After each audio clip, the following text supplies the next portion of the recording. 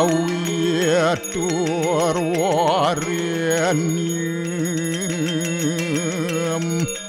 Borgu dewa sidiamahi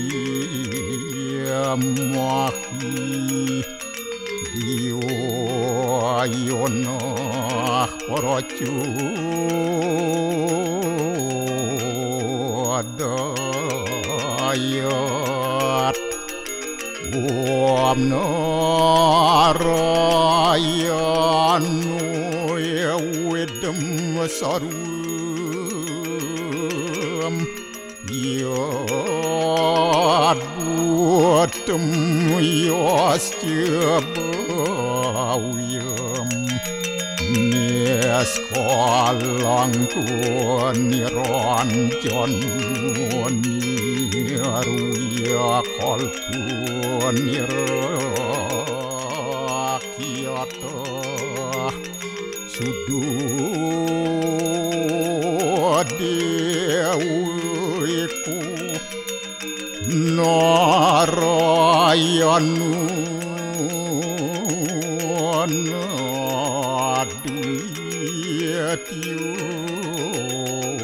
Astia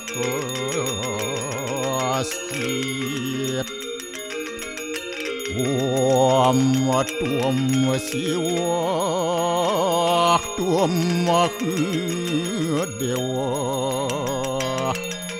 Ia suara Param suara Warahma Wisnu Asya Rudrasya Warusah Paryaki Ratita Om Papuham Papakaram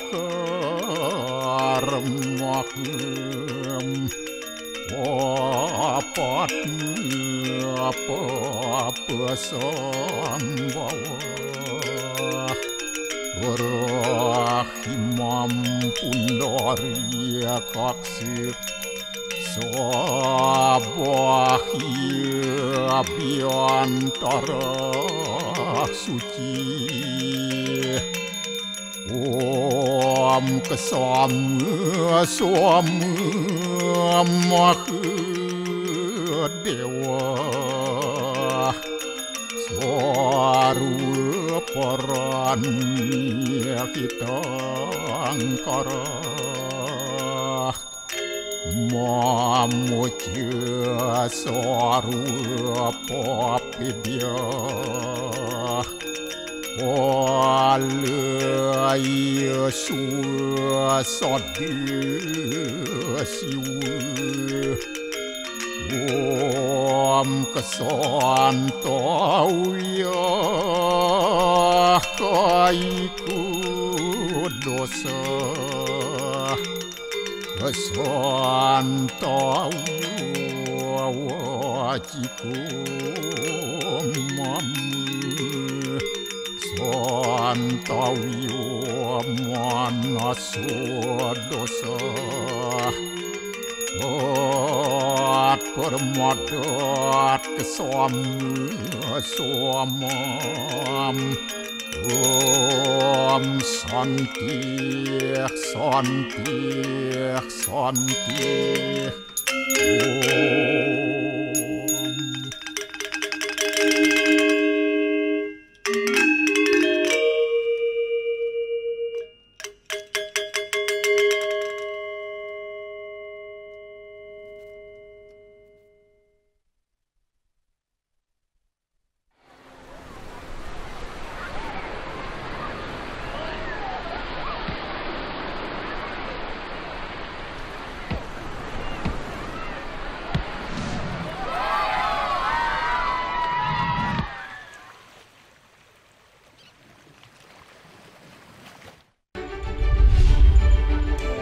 Asal-usul nama orang Bali dalam Bali Story.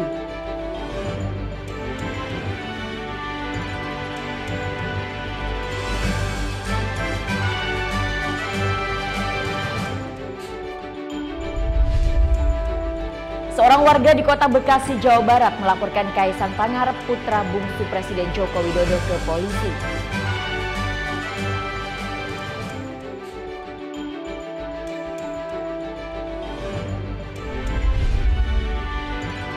Ribuan siswa lulusan SMP di Buleleng terancam tak mendapat sekolah negeri lantaran kuota SMA dan SMK negeri penuh.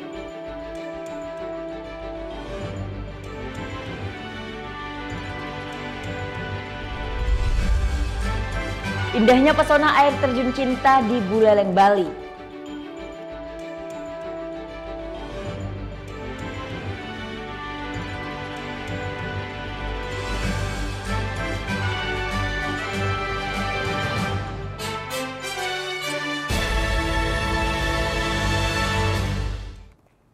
Om Swastiastu. Halo selamat pagi pemirsa, Net Bali kembali hadir menyapa Anda. Pagi ini kami akan membawakan sajian berita terhangat dan inspiratif. Tak hanya kaya akan seni dan budaya, Bali juga menyimpan berbagai macam keunikan. Salah satu keunikannya adalah nama orang Bali sendiri. Begitu uniknya orang Bali, begitu mudah dikenali dari namanya yang mirip dan panjang. Apa saja keunikannya dan sejak kapan nama orang Bali ini? Dan seperti saat ini, selengkapnya dalam segmen Bali Story berikut ini.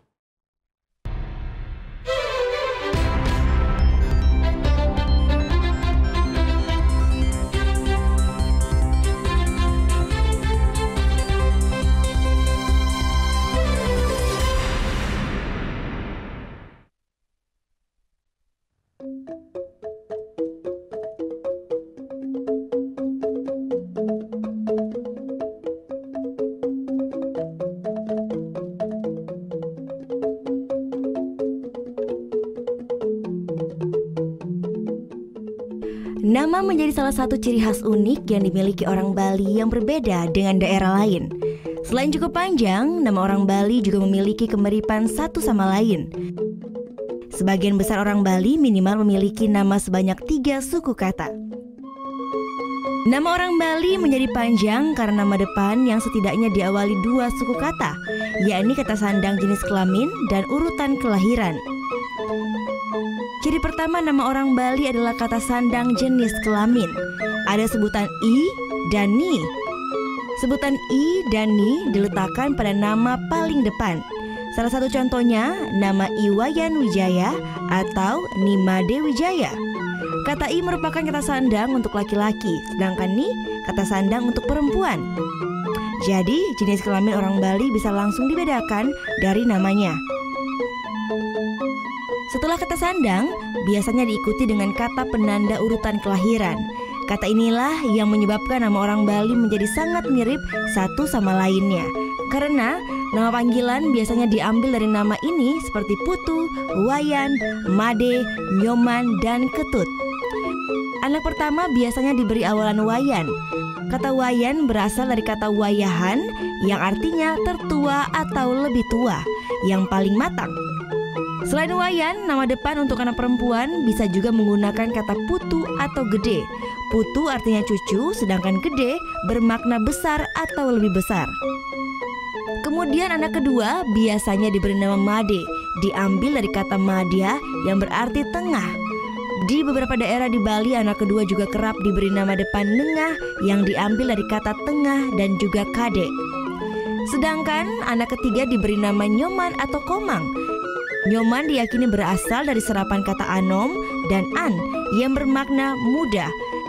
Dalam perkembangannya menjadi komang yang secara etimologis berasal dari kata uman yang bermakna sisa atau akhir. Dalam pandangan hidup orang Bali, sebaiknya sebuah keluarga memiliki 3 anak. Namun dalam perkembangannya ada yang lebih sehingga anak keempat diberi nama Ketut.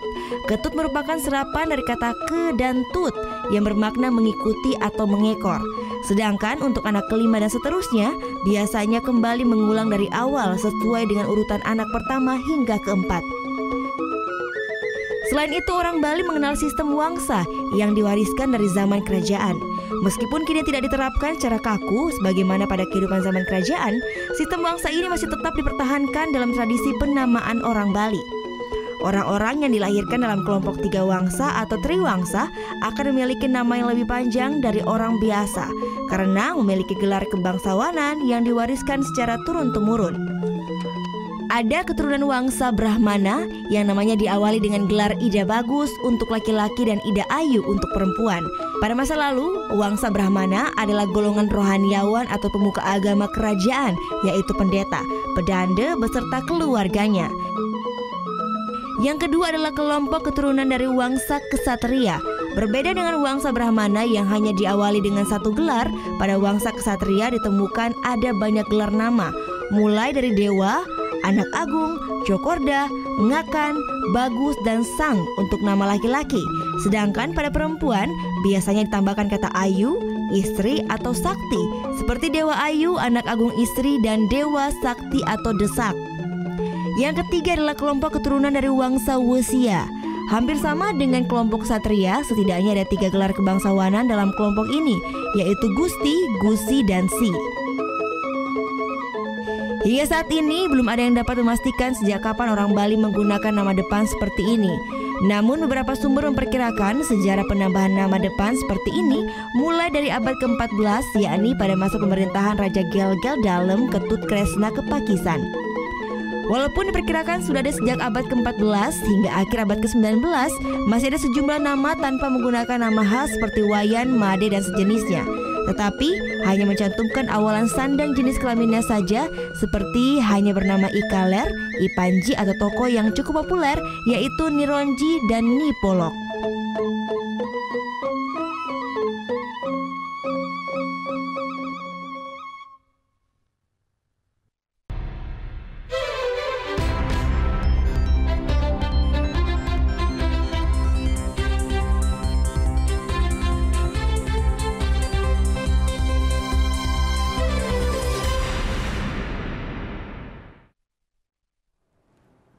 Seorang warga di Kota Bekasi, Jawa Barat melaporkan Kaisang Pangarep, putra bungsu Presiden Joko Widodo, ke polisi. Tunggu saat lagi tetap di Net Bali.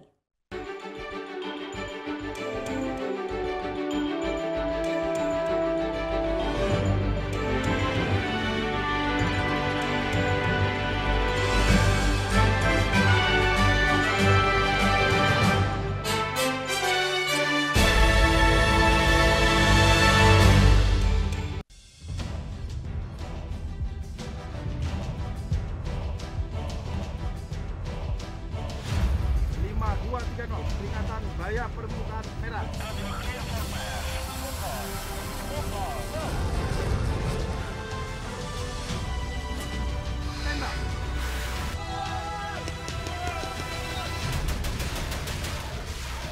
Garuda, setiap Sabtu jam 2 siang, hanya di Net.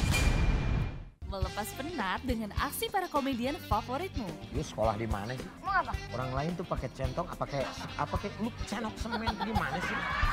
Lihatin terus, titiknya lihat. Anda udah mulai puyeng? Oke, bangun. Apa ayo sih? Hipnotis. Diem aja lu, Ron. Nih bukain dong, gua panas.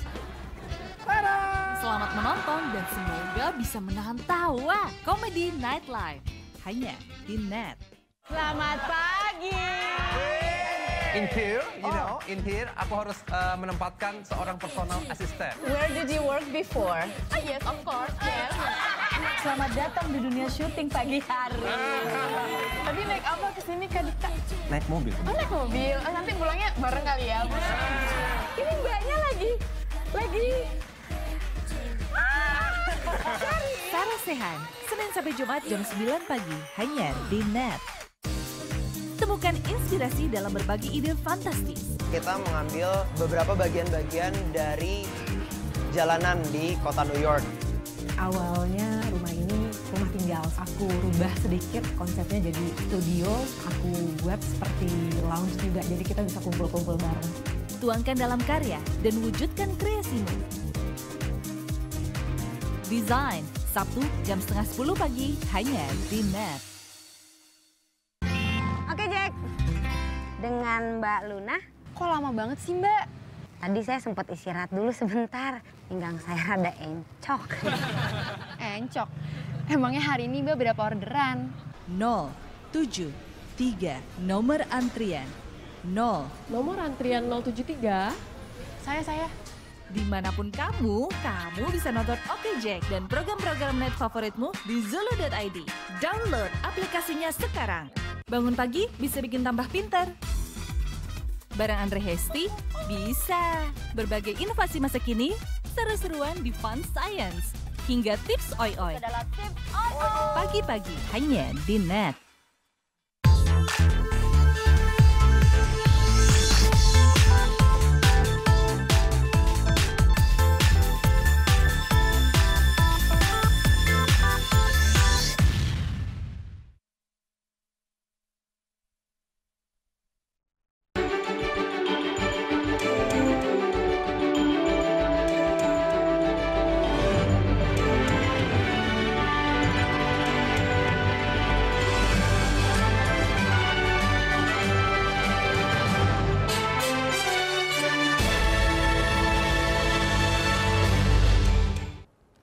Ya, seorang warga di Kota Bekasi, Jawa Barat melaporkan Kaisang Pangarep, putra bungsu Presiden Joko Widodo, ke polisi. Kaisang dituduh melakukan penyebaran ujaran kebencian dan penodaan agama melalui video yang ia buat. Ini adalah salah satu contoh seberapa buruknya generasi masa depan kita. Kaisang Pangarep, putra bungsu Presiden Joko Widodo, dilaporkan ke polisi oleh seorang warga 2 Juli lalu dengan tuduhan telah melakukan penyebaran ujaran kebencian bermuatan sara dan penodaan agama. Siapa coba? Pelapor bernama M. Hidayat. Ia bermukim di Jalan Palem, Jaka Sampurna, Bekasi Barat. Hidayat tegaskan, laporan yang ia buat bukan untuk mencari sensasi. Kita membuat LP di Polres itu adalah dalam rangka kita melaksanakan kewajiban sebagai warga negara. Iya betul, hak juga ya, kan? Warga negara mau lapor, bukan hanya hak tapi juga kewajiban. Polresta Bekasi membenarkan laporan tersebut dan hingga kini polisi masih mempelajari video yang dilaporkan itu. Hate speech kan? Hate speech-nya itu yang bagian mananya? Makanya saya bilang masih dalam proses pembelajaran dari penyidik. Rangkaian dari tayangan pertama sampai tayangan terakhir, mana kan? Dilaporkannya Kaisang ke polisi ditanggapi pengamat media sosial, salah satunya Nukman Lutfi.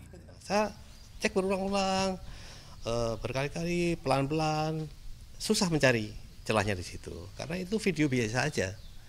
Video bercerita fenomena yang terjadi di masyarakat, ya.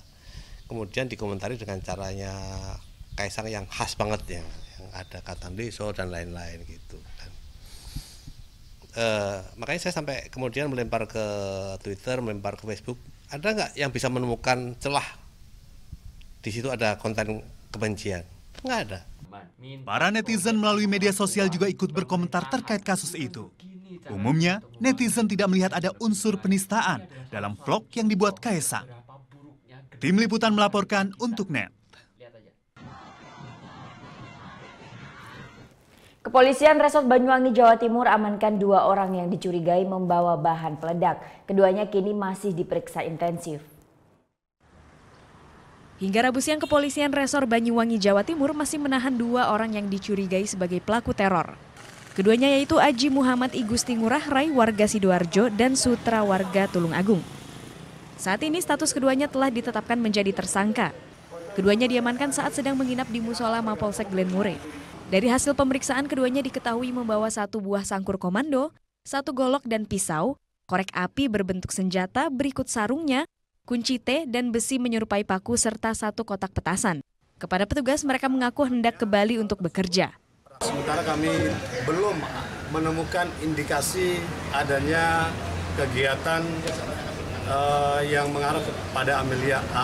Pada saat itu 2 orang tersebut izin kepada petugas penjaga malam untuk melaksanakan istirahat. Selanjutnya melakukan pemeriksaan dan diketemukanlah alat bukti tersebut sehingga selanjutnya diadakan pemeriksaan. Hingga saat ini keduanya masih ditahan dan diperiksa intensif di Mapolres Banyuwangi. Keduanya terancam undang-undang darurat karena membawa barang membahayakan termasuk bahan peledak jenis petasan. Mahfud Sunarji melaporkan untuk NET. Ribuan siswa lulusan SMP di Buleleng terancam tak mendapat sekolah negeri lantaran kuota SMA dan SMK negeri penuh. Tunggu sesaat lagi, tetap di NET Bali.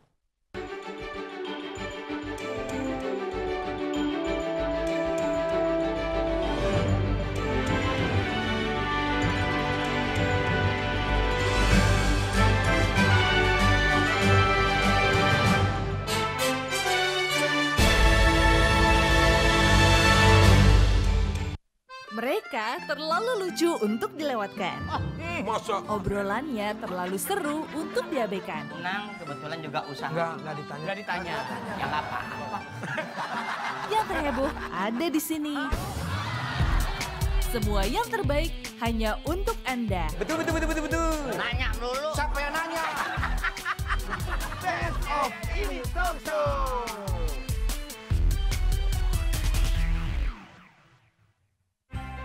Awali keceriaan pagi Anda dengan ragam berita terkini. Yes, selamat pagi. Ya, berdasarkan data dari Komnas Perlindungan Anak, kurun waktu 2014 hingga 2015 ada 196 kasus penculikan dan jumlah ini jadi alarm terutama bagi para orang tua untuk waspada. Serta informasi menarik dan inspiratif yang dikemas dengan santai. Untuk menyambut turis muslim dari berbagai negara, ini Korea Selatan hadirkan wisata ramah muslim. Indonesia Morning Show, hanya di NET. Keberadaan papa bagi keluarga itu sangat berarti. Betul. Papa apa yang nggak pernah marah-marah. Apa tuh? Nggak papa. Terima kasih, nama saya Chandra. Selamat siang, Net 12 kembali hadir dengan ragam informasi hangat dan menarik. Menyajikan variasi buletin yang berkualitas, berbalut inspirasi dan informasi. Betul sekali, dan kali ini adalah kayu-kayu bekas yang dimanfaatkan menjadi ragam furniture unik dan lucu. Di Cina ada restoran dengan dekorasi ruang makan yang bisa berganti-ganti. Iya, asik banget. Teknologi efek sinar ultraviolet menghadirkan sensasi yang berbeda di restoran ini. Selamat beraktivitas. Untuk menemani aktivitas siang Anda, Net 12. Setiap hari jam 12 siang, hanya di Net. Mata mampu melihat segala bentuk dari yang biasa dan tidak biasa. Otak Anda yang mengolahnya menjadi suatu visual dan persepsi. Perhatikan gambar berikut. Fokuskan pandangan Anda. Coba untuk tetap diam pada satu posisi. Mungkin Anda melihat gambar ini seperti bergerak, tapi nyatanya gambar ini sama sekali tidak bergerak. Berbagai permainan pikiran dan eksperimen akan saya jelaskan dalam Lintas Imaji. Saya yakin Anda juga PHP nih pada supir-supir angkot terutama. Gimana? Bang, nanti turun depan ya. Begitu berhenti, set, Anda turunnya samping. Waktu Indonesia bercanda, hanya di Net. Seorang wanita cantik yang tinggal di Jepang 1 bulan. Belum. Go. Kenapa sih nggak punya pacar tuh kenapa? Iya nih, lagi jomblo. Sama dong. Buset. Kayak kacakan banyak yang berhubung.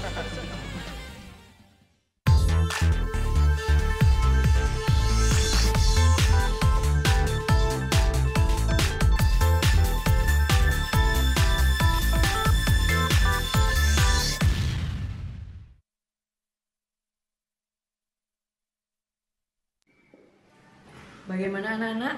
Ada yang tahu? Anime. Gosip Indonesia.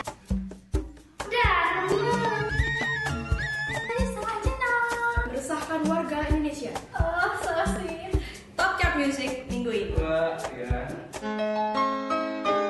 Tayangan sehat adalah tayangan yang menghibur sekaligus memberikan informasi yang berguna dan bermanfaat bagi masyarakat.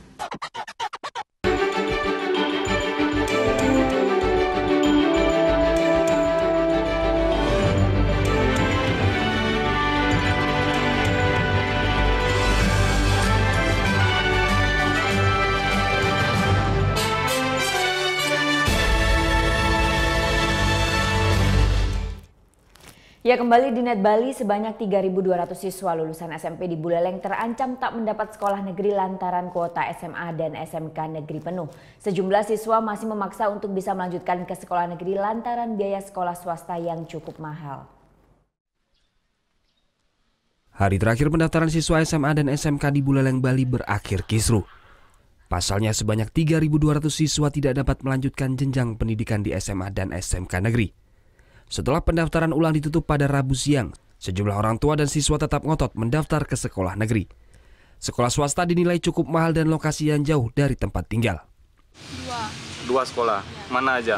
SMK 2 sama SMK 1. Semuanya gimana? Semuanya nggak ada yang diterima. Nggak ada yang diterima. NIM sendiri berapa? 21,4. 21,4. Ini di SMKK gimana tadi? Disuruh nunggu dulu. Nunggu dulu. Gimana? Kecewa nggak atau gimana? Bingung nyari sekolah? Bingung. Kenapa milih negeri deh? Enggak, swasta mah bayar. Swasta bayar. Kalau adik sendiri keluarga nggak mampu? Iya. Kekisruhan ini membuat Kepala UPT Dinas Pendidikan Bali Kabupaten Buleleng, Made Suwarja dipanggil oleh Komisi 4 DPRD Buleleng. Tak hanya itu, beberapa kepala sekolah pun juga ikut dipanggil. Kekisruhan terjadi bukan pada proses penerimaan siswa, namun sejumlah orang tua yang tetap ngotot agar anak mereka bisa diterima di sekolah negeri. Dalam pertemuan ini sejumlah rekomendasi pun dimunculkan, seperti penambahan ruang kelas dan bagi siswa kurang mampu, pemerintah akan merekomendasikan siswa tersebut untuk diterima di sekolah negeri. Kalau ini penambahan kuota yang diberikan oleh Pak Gubernur ini kan justru anak-anak yang miskin. Ya, sasarannya yang miskin itu diberikan kesempatan untuk mereka memilih sekolah di negeri. Miskin itu pun juga dikategorikan yang termiskin di antara mereka yang melamar itu. Itu juga kepala sekolah yang berikan kami kewenangan untuk menyeleksi itu. Yang jelas kategori miskin itu akan diadakan suatu persyaratan yang mengatur di tiap-tiap sekolah. Suwarja menambahkan setelah tanggal 5 nanti siswa akan dikumpulkan dan akan diberikan pemahaman mengenai jenjang pendidikan yang layak. Berdasarkan data jumlah lulusan SMP di Buleleng, pada tahun ajaran ini mencapai 11.472 orang. Sementara daya tampung seluruh SMA SMK negeri di Buleleng hanya 8.272 orang. Artinya ada selisih 3.200 orang siswa yang belum mendapatkan sekolah di tahun ini. Anggota Komisi 4 DPRD Buleleng Nyoman Gedewandira Adi berharap kedepannya pemerintah dapat menyiapkan lebih banyak ruang kelas di sekolah negeri. Dari hasil dengar pendapat nampaknya semua komponen SMA, SMK yang ada di Buleleng sudah menyatakan kesiapannya baik dari sisi infrastruktur sekolahnya maupun SDM-nya untuk menampung mereka-mereka yang belum diterima. Terkait hal ini, Gubernur Bali telah mengeluarkan surat edaran bagi seluruh sekolah negeri agar dapat menambah rombongan belajar setiap kelasnya sebanyak 4 orang. Namun hingga saat ini seluruh sekolah SMA SMK di Buleleng belum berani menerima siswa tambahan lantaran masih kekurangan berbagai fasilitas. Putu Wijana melaporkan untuk NET. Rusaknya ekosistem di 2 danau yang ada di Buleleng, Bali, yakni Buyan dan Tamblingan, segera mendapat perhatian pemerintah pusat dan Bali. Percepatan penanganan ekosistem Danau Buyan yang tercemar limbah ini akan dimulai pada bulan September 2017. Kerusakan ekosistem di Danau Buyan dan Tamblingan telah dinilai bahaya oleh pemerintah pusat. Pendangkalan yang terjadi di Danau Buyan telah mencapai sedalam 20 meter. Sehingga air danau pun meluap hingga merendam areal perkebunan warga. Rusaknya ekosistem Danau Buyan ini diperkirakan akibat ulah manusia. Salah satunya pencemaran air danau yang diakibatkan limbah pertanian serta limbah rumah tangga yang diduga langsung mengalir ke danau. Akibatnya air danau pun kini tak bisa dikonsumsi oleh masyarakat karena kualitas air yang tercemar. Rusaknya ekosistem danau ini pun akan mendapatkan perhatian serius oleh Kementerian Lingkungan Hidup serta Balai Wilayah Sungai Bali Penida. Hal ini membuat Kementerian Lingkungan Hidup melalui Pusat Pengendalian Pengembangan Ekoregion Bali dan Nusra akan melakukan pemulihan dengan sejumlah perbaikan. Pemerintah pusat akan mempercepat pemulihan dengan melakukan pengerukan sedimentasi serta pembuatan tanggul untuk mencegah masuknya sedimentasi ke tengah danau. Ya, dari catchment area-nya sebenarnya benahin, ada pemulihan alih fungsi lahan, kemudian pertanian yang kurang tepat, semuanya nanti itu akan kita coba tata ulang bersama-sama ini dengan semua pihak terkait.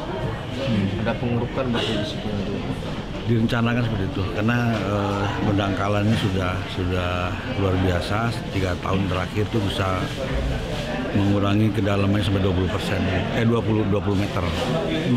Sementara itu menurut Kepala Balai Wilayah Sungai Bali Penida Ketut Jayada menjelaskan, pihaknya akan mengupayakan proses perbaikan berjalan maksimal dan bisa dikerjakan dengan cepat jika ada dukungan dari pihak pemerintah daerah. Kan sampai sekarang danau itu belum jelas batasnya, mana batas penduduk, mana batas punya danau kan gitu. Nah itu harus ditetapkan. Yang menetapkan siapa Pak? Menteri PU nanti. Kementerian? Iya. Terus tadi juga bahwa di pendangkalan itu sudah SHM Pak, itu gimana nanti ke depannya Pak?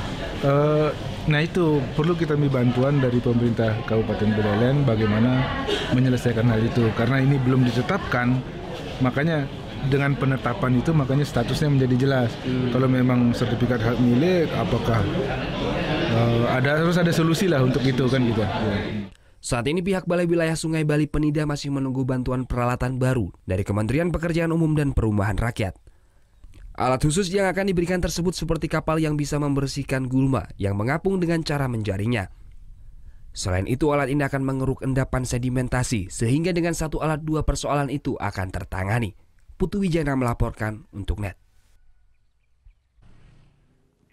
Masih dari Kabupaten Buleleng, kita akan melihat pesona air terjun Cinta yang indah dan eksotis. Tak hanya pesona air terjun, di sini juga ada banyak wahana kekinian.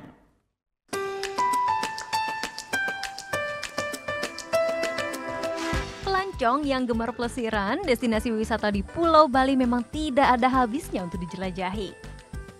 Yang satu ini yang lagi hits di kawasan Desa Wanagiri, Kabupaten Buleleng, namanya Air Terjun Cinta. Tawarkan pesona alam air terjun yang indah dan eksotis. Ditambah udara segar khas daerah pegunungan, air terjun Cinta ini cocok bagi wisatawan yang penat dengan suasana perkotaan. Termasuk saya, hehehe. Masuk ke sini saya harus membeli tiket seharga Rp20.000. Sudah bisa menikmati pesona air terjun Cinta dan berbagai wahana kece untuk berselfie. Siap-siap ya, bakal banyak spot selfie yang harus kamu coba. Sayang kan kalau pemandangannya bagus tapi tidak diabadikan? Untuk bisa sampai ke lokasi air terjun, kita harus berjalan kaki sejauh 70 meter nih. Tapi tenang, nggak perlu khawatir. Karena di sini banyak sekali spot foto kece yang bisa jadi tempat kita untuk mengabadikan momen atau berselfie ya. Nggak cuma itu aja, ada 11 wahana untuk selfie yang bisa kita gunakan sembari melepas penat saat perjalanan menuju air terjun. Bentuknya pun lucu-lucu, mulai dari rumah pohon hingga ayunan.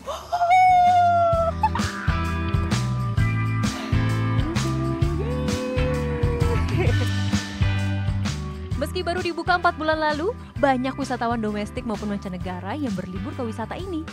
Banyak dari mereka tertarik berkunjung ke sini karena alamnya yang masih alami dan asri.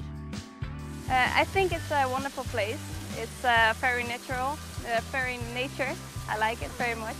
You can do a lot of things, climbing trees and some kind of things.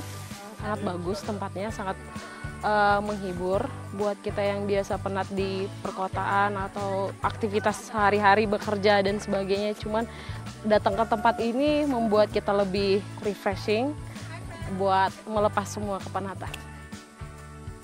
Mengangkat konsep kembali ke alam, wisata air terjun Cinta ini tercetus dari ide seorang ketut Ardika Yasa yang ingin mengembangkan potensi wisata kebun kopi.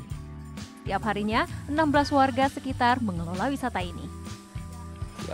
Kontrol setiap wahana, ada yang jaga ayunan gitu, ada yang tangganya itu yang megangin tangga gitu. Artinya nggak monoton ya, itu aja kerjanya itu, biar nggak ada kejenuhan juga gitu. Wahana foto di sini tak hanya untuk orang dewasa saja. Bagi keluarga yang membawa anak dan ingin berfoto bersama buah hati, tak perlu khawatir karena di sini juga disediakan wahana berfoto untuk anak yang tentunya aman dan jauh dari ketinggian. Nah, setelah menyusuri jalan setapak, akhirnya saya sampai di air terjun Cinta dengan ketinggian 7 meter ini. Akhirnya sampai juga di air terjun Cinta. Jadi di sini ada 2 air terjun. Diibaratkan 2 air terjun ini adalah sepasang laki-laki dan perempuan yang bermuara pada satu tempat. Makanya disebut air terjun Cinta. Nah, kalau tempatnya sendiri udaranya segar, terus banyak pepohonan yang rindang. Nah, ini bisa jadi referensi Anda untuk menghabiskan waktu berlibur di akhir pekan bersama keluarga. Vera Zenvia Deopriana melaporkan untuk NET. 2 petugas bandara diamankan karena ketahuan mencuri kartu kredit milik penumpang. Tunggu sesaat lagi, tetap di NET Bali.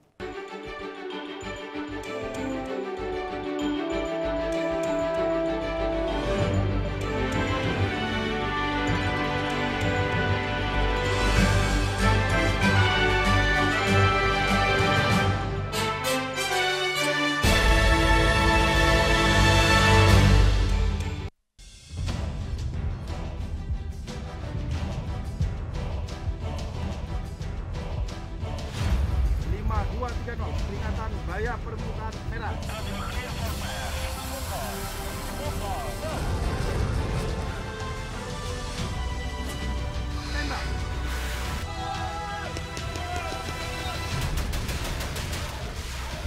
Garuda, setiap Sabtu jam 2 siang. hanya di Net. Melepas penat dengan aksi para komedian favoritmu. Lu sekolah di mana sih? Mau apa? Orang lain tuh pakai centong, apa kayak lu cenok semen gimana sih? Liatin terus, titiknya lihat. Anda udah mulai puyeng? Oke, bangun. Ngapain sih? Hipnotis. Diem aja lu, Ron. Nih bukain dong, gua panas. Selamat menonton dan semoga bisa menahan tawa. Komedi Nightlife hanya di Net. Selamat pagi. In here, in here aku harus menempatkan seorang personal assistant. Where did you work before? Yes, of course. Yes. Selamat datang di dunia syuting pagi hari. Tadi naik apa kesini Kak Dika? Naik mobil. Oh, naik mobil. Oh, nanti pulangnya bareng kali ya. Ini mbaknya lagi. Sarah Sehan, Senin sampai Jumat jam 9 pagi hanya di Net. Temukan inspirasi dalam berbagi ide fantastis. Kita mengambil beberapa bagian-bagian dari jalanan di kota New York. Awalnya rumah ini rumah tinggal. Aku rubah sedikit konsepnya jadi studio. Aku buat seperti lounge juga, jadi kita bisa kumpul-kumpul bareng. Tuangkan dalam karya dan wujudkan kreasimu. Design, Sabtu jam 9:30 pagi hanya di Net. Oke Jack, dengan Mbak Luna. Kok lama banget sih Mbak? Tadi saya sempat istirahat dulu sebentar, pinggang saya rada encok. Encok? Emangnya hari ini Mbak berapa orderan? 073, nomor antrian 0. Nomor antrian 073? Saya. Dimanapun kamu bisa nonton Oke Jack dan program-program Net favoritmu di Zulu.id. Download aplikasinya sekarang. Awali keceriaan pagi Anda dengan ragam berita terkini. Yes, selamat pagi. Ya, berdasarkan data dari Komnas Perlindungan Anak, kurun waktu 2014 hingga 2015 ada 196 kasus penculikan dan jumlah ini jadi alarm terutama bagi para orang tua untuk waspada. Serta informasi menarik dan inspiratif yang dikemas dengan santai. Untuk menyambut turis muslim dari berbagai negara, ini Korea Selatan hadirkan wisata ramah muslim. Indonesia Morning Show hanya di Net. Keberadaan papa bagi keluarga itu sangat berarti. Betul. Papa apa yang nggak pernah marah-marah. Apa tuh? Nggak apa-apa. Terima kasih, nama saya Chandra. Bangun pagi bisa bikin tambah pintar. Bareng Andre Hesti bisa. Berbagai inovasi masa kini, seru-seruan di Fun Science. Hingga tips oi-oi. Pagi-pagi hanya di Net.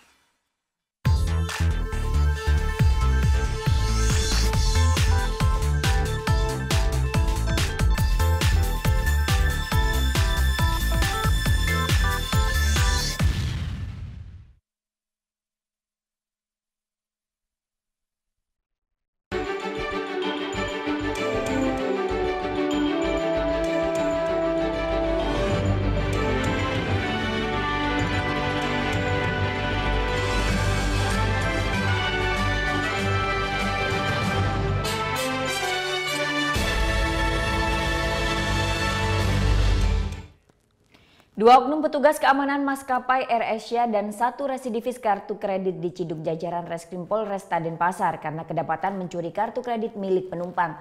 Para tersangka sudah sempat berhasil bertransaksi sebesar 68 juta rupiah.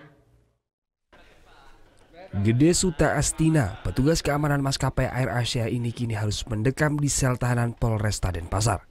Tersangka Gede Astina pada 21 Juni lalu berhasil mencuri kartu kredit milik salah satu penumpang pesawat di Bandara Ngurah Rai. Saat itu seorang pramugari yang sedang mengecek kursi penumpang menemukan sebuah dompet yang tertinggal di atas kursi pesawat. Oleh pramugari, dompet diserahkan ke tersangka Gede Suta yang saat itu sedang bertugas. Tersangka kemudian menyerahkan dompet tersebut ke kantor keamanan AirAsia, namun tersangka mengambil salah satu kartu kredit yang ada di dalam dompet. Tersangka Gede Suta Astina kemudian menyerahkan kartu kredit tersebut kepada teman kerjanya, yakni tersangka Ahmad Jainuri. Selanjutnya tersangka Ahmad menghubungi tersangka Ngurah Arya Wijaya yang merupakan residivis kartu kredit. Hanya dalam hitungan jam, para tersangka pun berhasil melakukan transaksi sebesar 68 juta rupiah. Nah, kemudian ada juga dipergunakan untuk belanja fiktif. Nah, ternyata yang bersangkutan memiliki alat untuk gesek belanja, ya. Jadi untuk alat untuk gesek kartu, yang bersangkutan akhirnya menggesekkan kartu ini, dibuatlah belanja fiktif. Nah, sehingga uang tersebut masuk ke rekening yang bersangkutan, tapi transaksinya ada, sehingga uang itu bisa terambil dari kartu kredit, intinya begitu. Korban baru sadar kartu kreditnya dicuri setelah kakak korban mengetahui ada transaksi uang yang mencurigakan. Dari para tersangka, polisi mengamankan sejumlah barang bukti, diantaranya 2 buah TV, mesin kartu kredit, dan sejumlah pakaian berbagai macam merek. Ketiga tersangka ditangkap petugas di hari yang berbeda, yakni pada 30 Juli, 3 dan 4 Juli. Ketiga tersangka terancam hukuman penjara maksimal 7 tahun penjara. Surya Sanjaya melaporkan untuk NET. Karena dianggap tidak berizin dan meresahkan warga, bangunan liar dibongkar Satpol PP Denpasar bersama warga. Bangunan yang berdiri di atas lahan seluas 4 hektar tersebut rencananya akan dijadikan lokasi prostitusi. 15 bangunan liar yang berdiri di atas lahan seluas 4 hektar Rabu pagi dibongkar. Pembongkaran dilakukan oleh Satpol PP Denpasar bekerjasama dengan warga Banjar Kedaton Desa Kesiman Petilan Denpasar serta unsur TNI dan personil dari Polresta Denpasar. Bangunan yang berdiri di atas lahan kosong milik investor didirikan oleh seorang warga yang tinggal di wilayah Denpasar Barat. Pembangunan dilakukan tanpa izin baik dari pemilik lahan maupun pemerintah Kota Denpasar. Pemilik bangunan sebelumnya sudah beberapa kali diberikan peringatan dan teguran, namun pemilik tetap membandel. Pemerintah Kota Denpasar akhirnya mengambil tindakan tegas dengan pembongkaran paksa. Tampak tidak ada perlawanan dari pemilik bangunan. Pertama, dia menyampaikan bahwa bangunan tempat tinggal. Tempat tinggal kok banyak sekali dan kecil-kecil, lorong-lorong. Terus selanjutnya dia mengakui bahwa ini memang tempat untuk usahanya dia. Usaha apa? Saya tanya terus, saya kejar. Dia memindahkan memang di Jagung 1, komplek esek-esek itu dipindahkan ke sini. Inilah hal yang memang meracuni masyarakat. Sebelumnya warga desa Kesiman Petilan juga sudah berencana akan membongkar bangunan di kawasan ini. Memang meresahkan nih, apalagi ini lagi 3 hari ini akan ada membuka layang-layang. Kami sudah banyak menerima SMS juga. Apa nih Pak, bangunan tetap ada, layang-layang sudah dekat. Lokasi yang terletak di pinggir pantai Padang Galak ini biasanya oleh warga digunakan sebagai lokasi lomba layang-layang. Warga berharap tidak ada lagi bangunan liar yang digunakan untuk hal-hal yang negatif karena kawasan ini dipercaya oleh warga sebagai tempat suci untuk upacara keagamaan.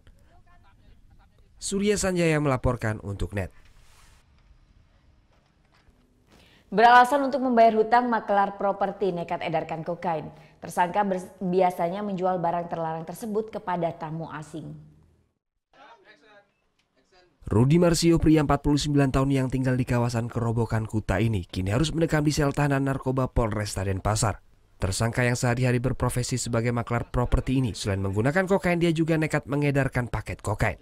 Kokain yang sudah dikemas dalam plastik klip ini dijual seharga 1,5 juta per paketnya. Untuk setiap paket dia mendapat keuntungan Rp200.000. Paket kokain tersebut dia dapatkan dari warga asing berinisial DM yang saat ini masih dalam proses pengejaran. RM ditangkap jajaran Sat Narkoba Polresta pada 20 Juni lalu di seputaran Sanur. Dari pengakuan tersangka, dia sudah 2 kali membeli paket kokain dari DM yang saat ini masih proses pengejaran. Selama sampai dengan bulan Juli ini baru pertama kali kami mengamankan kokain, peredaran kokain. Ini merupakan prestasi dan juga merupakan atensi dari pimpinan Bapak Kapolda yang kami telah lakukan penyelidikan selama hampir 2 bulan. Jadi nantinya kami berharap nantinya bisa memaksimalkan terkait dengan pengembangan ke arah sumber barang tersebut. Dari hasil penggeledahan, petugas berhasil mengamankan 13 paket kokain dengan berat bersih 7,9 gram. Tersangka dijerat dengan pasal 112 ayat 2 dengan ancaman maksimal 12 tahun penjara. Surya Sanjaya melaporkan untuk NET. Melihat Kapolda Bali menggunakan seragam dinas kepolisian mungkin menjadi hal yang biasa. Namun apa jadinya jika Kapolda Bali berubah menjadi Rahwana?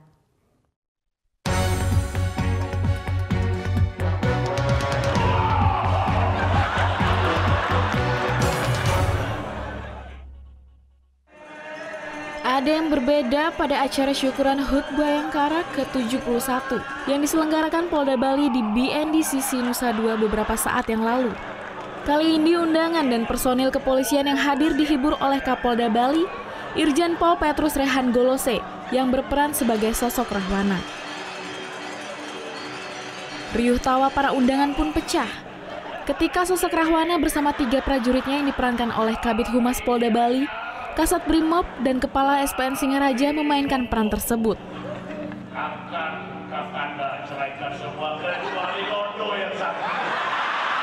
Setiap langkah, gerak, dan dialog yang diucapkan Rahwana dan ketiga pengawalnya mengundang gelak tawa para undangan. Kelucuan juga terjadi ketika Rahwana merayu sang Dewi Sinta. Tarian ini mengisahkan awal pertemuan Rahwana dengan Dewi Sinta. Melihat kecantikan Dewi Sinta, Rahwana pun berniat untuk memilikinya. Kemudian Rahwana mengeluarkan segala cara untuk menaklukkan hati Dewi Sinta. Namun usahanya gagal karena Dewi Sinta sangat setia kepada Rama. Rahwana pun marah dan ingin membunuh Dewi Sinta. Namun karena terbatasnya waktu, cerita yang diambil dari kisah penayangan Ramayana ini hanya dipentaskan sepenggal saja. Pertunjukan ini melibatkan 42 penari, yang merupakan perwakilan dari poluan di seluruh satuan kerja Polda Bali. Tidak tanggung-tanggung, agar penampilan bisa maksimal, panitia mendatangkan pelatih dari Isi Denpasar, termasuk juga Kapolda Bali yang ikut berlatih memerankan sosok Rahwana. Surya Sanjaya melaporkan untuk NET. Sesaat lagi kita akan ikuti berbagai berita olahraga dunia, jadi tetap di NET Bali.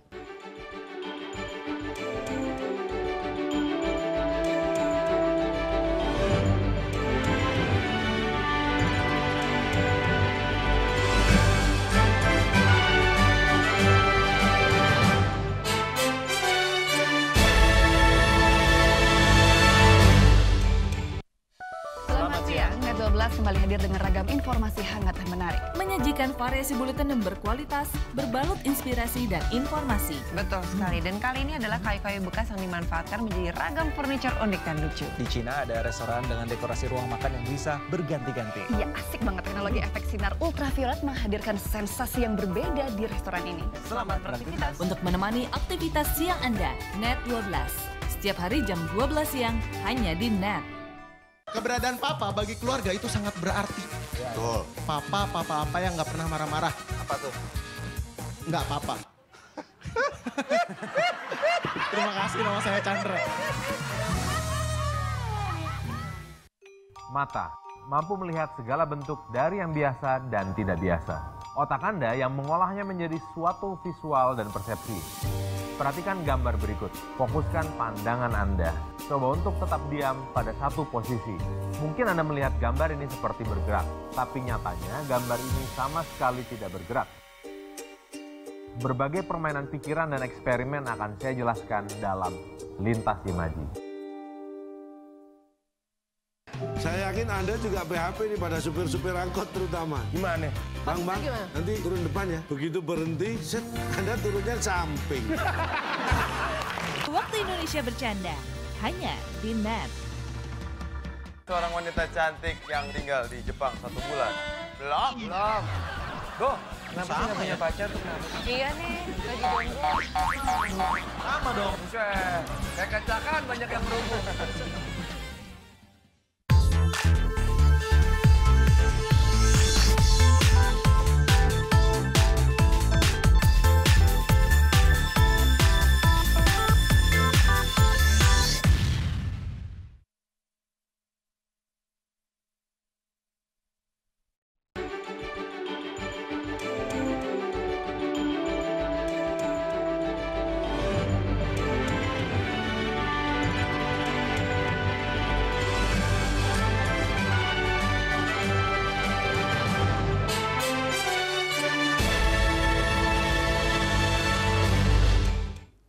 Jadi juara dunia 98 sepak bola Prancis punya fasilitas kece dan megah untuk pusat pelatihan bagi timnas mereka. Berada di daerah Clairefontaine, sejak era 80-an fasilitas ini menghasilkan banyak pemain top untuk timnas Prancis. Sepak bola Prancis saat ini tengah dalam periode keemasan dengan meratanya kualitas sepak bola mereka. Bahkan dari 26 pemain yang dipanggil untuk agenda FIFA pekan lalu, Didier Deschamps bisa membuat 2 starting 11 yang sama kuatnya. Bahkan jika menghitung pemain yang tak dipanggil ke timnas, Maka negeri Napoleon masih punya banyak alternatif di setiap posisinya. Salah satu yang memengaruhi adalah hadirnya fasilitas pemusatan latihan yang lengkap dan modern. Bernama Centre Technique National Fernand Sastre atau CTNF.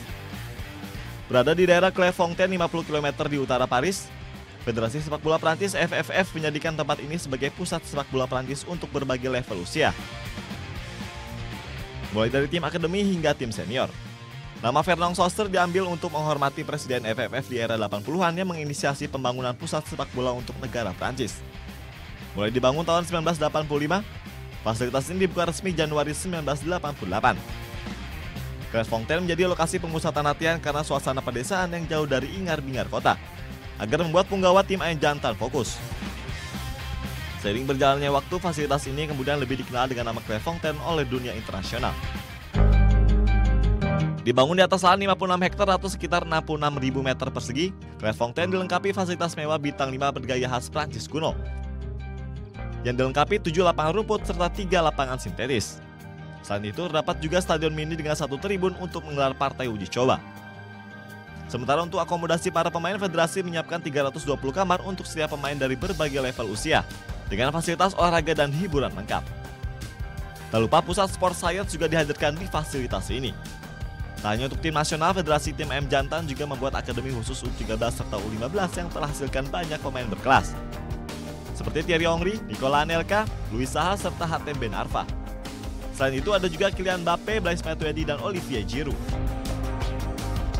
Pelatih Prancis Didier Deschamps menyebut fasilitas ini faktor penting berkembangnya sepak bola Prancis yang terus bisa bersaing di level internasional hingga saat ini. Ici, à Clairefontaine, pour moi est quelque chose de particulier. C'est un endroit qui est évidemment symbolique, puisque nous avons eu l'occasion, comme vous le savez tous, de fêter notre titre de champion du monde en 98. Donc Clairefontaine est un endroit riche en émotions, qui représente beaucoup de bonheur pour beaucoup de personnes et pour moi. Walau gagal meraih gelar Euro 2016, namun lewat fasilitas ini negeri Napoleon masih bisa terus berjuang demi satu gelar Piala Dunia tahun depan. Clairefontaine pula lah yang menginspirasi Federasi Inggris untuk membangun St. George Park sebagai pusat sepak bola Inggris. Berbicara tentang fasilitas mewah, stadion baru Tottenham juga tak mau kalah. Selain bisa untuk menggelar pertandingan sepak bola, New White Hart Lane juga bisa menggelar American football hingga konser. Pastinya tidak hanya pemain The Lily White, fans Spurs juga udah gak sabar nih untuk menikmati kembali stadion kebanggaan mereka yang dibangun seharga 12,5 triliun rupiah. Stadion kebanggaan Tottenham Hotspur White Hart Lane kini tinggal kenangan. Stadion yang menjadi kandang The Lily White selama 117 tahun ini sudah sepenuhnya dibongkar demi pembangunan stadion baru yang lebih besar dan modern. Melalui proyek ini disebut Northumberland Development Project yang akan berlangsung hingga pertengahan 2018, sebuah stadion baru kebanggaan Tottenham akan berdiri di tanah lama White Hart Lane. Stadion yang memakan biaya 750 juta pound sterling atau sekitar 12,5 triliun rupiah dan memiliki kapasitas 61.000 tempat duduk ini nantinya akan memiliki fasilitas-fasilitas luar biasa yang tidak hanya manjakan para pemain tapi juga para fans. Stadion baru ini tidak hanya digunakan untuk pertandingan sepak bola, tapi juga bisa diubah menjadi venue American football dan hall konser. Selain itu, untuk member eksklusif nantinya akan dapat menyaksikan momen-momen langka yang terjadi di lorong pemain menjelang pertandingan karena stadion baru ini akan memiliki tunnel club. Untuk mendapat member eksklusif ini, seorang fans harus rela merogoh kocek sebesar 15.000 pounds atau sekitar 250 juta rupiah di luar harga tiket. Selanjutnya untuk penonton dengan harga tiket di atas 230 pounds atau 3,5 juta rupiah, penonton bisa nikmati fasilitas Sky Lounge yang terletak di lantai 9 kedua sisi lapangan. Di sini penonton bisa menyaksikan pemandangan panoramik ke dalam dan keluar stadion. Dengan fasilitas ini nantinya bukan hanya pemain dan fans yang akan diuntungkan, tapi kota London secara umum juga dapat keuntungan karena London akan menambah satu lagi daya tarik wisata untuk para turis. Masih berhubungan dengan Tottenham Hotspur, jadi ada studi menarik soal nilai dari para pemain kelas dunia saat ini. Jadi lembaga internasional khusus studi soal olahraga CIES baru-baru ini merilis value dari setiap pemain top. Dan hasilnya duet Messi-Ronaldo bukan menjadi yang termahal. Industri sepak bola yang terus berkembang membuat nilai dari sepak bola sendiri terus menanjak. termasuk harga dan nilai ekonomi dari seorang pesepak bola. Pekan ini, Lembaga Internasional Studi Khusus Olahraga atau CIES merilis hasil penelitian mereka soal nilai dari setiap pemain top dunia. Hasilnya cukup mengejutkan. Duo mega bintang penguasa Ballon d'Or selama 9 tahun terakhir, Lionel Messi dan Cristiano Ronaldo, terlempar dari 3 besar pesepak bola dengan nilai dan harga yang paling tinggi. Secara umum, metode yang digunakan CIES meliputi 7 poin penilaian: penampilan si pemain, penampilan klubnya, status si pemain di tim nasional, nilai dan durasi kontrak, posisi dan usia. Dari seluruh faktor tersebut akan digunakan lembaga untuk menilai seberapa besar nilai pasar dari seorang pemain. Melihat dari faktor-faktor tersebut, penyerang Barcelona Neymar dinobatkan sebagai pesepak bola termahal dan yang paling bernilai versi CIES. Sejak pindah ke Barcelona, Neymar setiap musimnya mampu tampil konsisten dalam format trio MSN bersama Lionel Messi dan Luis Suarez. Selain itu, di tim nasional, Neymar juga merupakan kapten dan tumpuan Brazil di berbagai kompetisi. Durasi kontrak hingga 2021 serta usia yang tergolong masih muda membuatnya dihargai 210,7 juta euro atau sebesar 3,1 triliun rupiah. Di bawah Neymar, dua ujung tombak Tottenham Hotspur, Dele Alli dan Harry Kane berturut-turut berada di posisi 2 dan 3. Dengan nilai melebihi 150 juta euro atau lebih dari 2 triliun rupiah. Sedangkan Messi sendiri yang kontraknya tersisa 1 tahun bersama Barca berada di posisi keempat. Diikuti Antoine Griezmann di posisi kelima. Sedangkan Cristiano Ronaldo terlempar dari posisi 10 besar dan hanya berada di urutan 11 dengan nilai 112,4 juta euro. Jika melihat metode yang dipakai CIES, tentu menjadi sangat wajar melihat dua Spurs di posisi 3 besar. Apalagi Kane dan Dele Alli memiliki potensi besar karena usianya yang belum menyentuh 25. Selain itu, mereka juga sukses menjadi tulang punggung Spurs finish di posisi kedua Premier League musim 2016-2017. Sedangkan usia yang terbilang tak lagi muda bagi Messi dan Ronaldo membuat nilai keduanya bisa anjlok di masa yang akan datang. Khusus bagi Ronaldo, usai kontraknya habis bersama Real Madrid tahun 2021 mendatang, artinya kemungkinan besar tidak ada lagi peningkatan nilai kontrak untuk Ronaldo jika mendapat perpanjangan lagi. Dengan semakin berkembangnya industri sepak bola, maka nilai seorang pesepak bola juga pasti akan semakin tinggi. Di masa mendatang, klub-klub akan rela mengeluarkan banyak uang demi mendapatkan pemain-pemain potensial. Maka tak aneh jika harga seorang pemain bisa mencapai ratusan juta euro di kemudian hari. Informasi tadi sekaligus mengakhiri Net Bali hari ini. Kini Anda dapat mengakses Netzi, portal berita referensi Anda di www.netzi.id. Dan saksikan kembali tayangan hari ini di YouTube channel kami www.youtube.com/netbali. Dan jangan lupa subscribe. Saya Vera Zenvia, matur suksma dan selamat beraktivitas.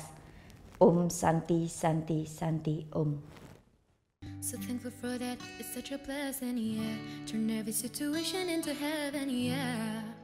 Oh, you are my sunrise on the darkest day. Got me feeling some kind of way. Make me wanna savor every moment slowly, slowly. You fit me, tailor-made of how you put it on.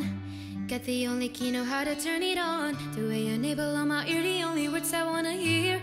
Baby, take it slow so we can last long. Tú eres el imán y yo soy el metal. Me voy acercando y voy armando plan. Solo con pensarlo, hacértelo en el pulso.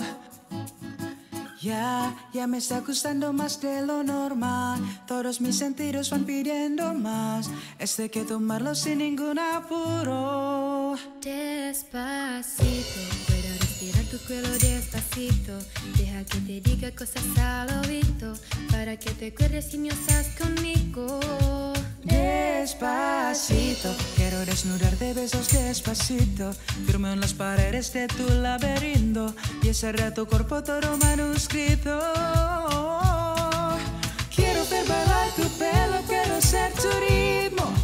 Quiero enseñes a mi boca tus lugares favoritos.